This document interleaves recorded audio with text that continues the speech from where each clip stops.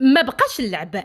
إعفاءات وإجراءات جديدة من قلب مستشفى الحسن الثاني من طرف وزير الصحة. قبل قليل يتخذ الوزير قرارات مهمة للغاية وحاسمة، ويعلن تضامنه مع ساكنة أكادير. إليكم التفاصيل الجديدة والتي وردتنا قبل قليل.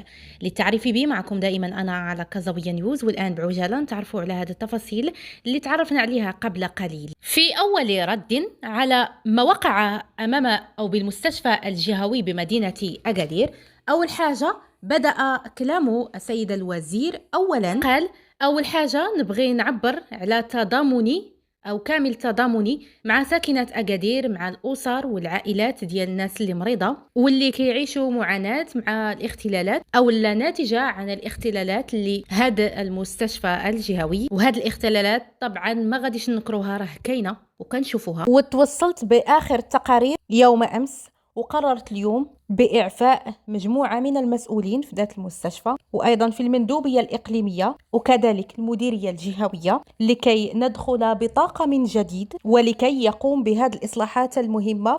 وبهذا فراه كونت لجنة مركزية خاصة واللي هي الآن كتشتغل في المستشفى الجهوي ذاته يوميا ومنذ أسبوع، وليس فقط لتشخيص الوضعية ولكن كذلك باش تعطينا الحلول وتفعل الحلول وبشكل استعجالي باش تمكننا باش أننا نرجعوا لواحد الحالة المستقرة واللي هي عادية بهذا المستشفى. وقال أن هذه اللجنة كدير اللي في جهدها باش تعتق الموقف وتصلح المشاكل وتوضع اليد على نقاط الخلل. شنو رأيكم في تصرف هذا الوزير وهذه الخطوة الأولى اللي دار الوزير؟ في نظركم واش هذا حل؟ واش كتأملوا أن المستشفى يرجع كيف متطلبات أو لا كيف ما بغاو ساكنة أكادير وكيف التطلعات ديالهم؟ ما رأيكم في الموضوع أو في هذه الخطوة اللي قام بها هذا الوزير المحترم؟